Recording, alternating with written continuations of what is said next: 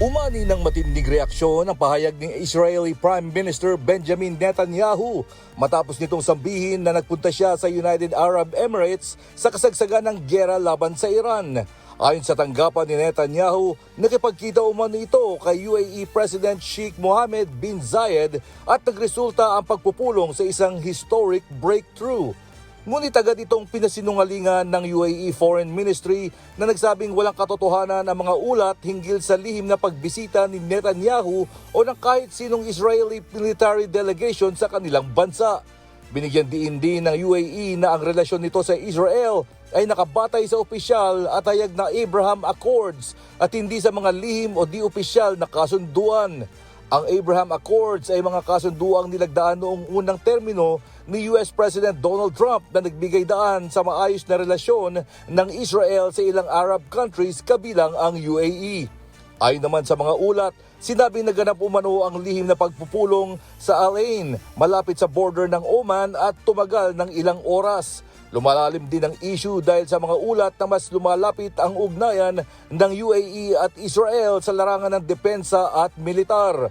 Noong Martes, inihayag ng US Ambassador to Israel na si Mike Huckabee na nagpadala ang Israel ng mga Iron Dome anti-missile system sa UAE para tumulong kontra sa mga pag-atake ng Iran.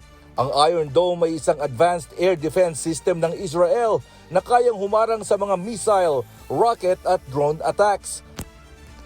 Ayon kay Huckabee, patunay ito ng extraordinary relationship sa pagitan ng UAE at Israel na nabuo matapos ang Abraham Accords. Sa panig naman ng Iran, sinabi ni Foreign Minister Abbas Araghchi na matagal nang alam ng Iranian Security Services ang umano'y relasyon ng UAE sa Israel.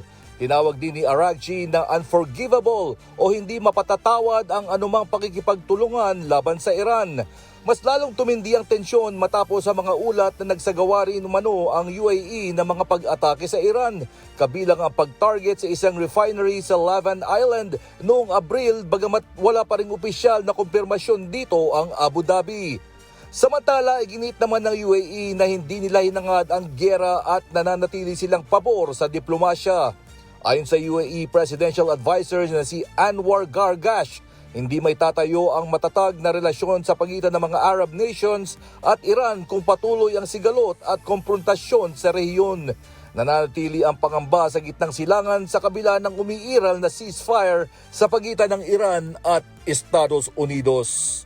James Bontuyan, humahataw sa balita ngayon.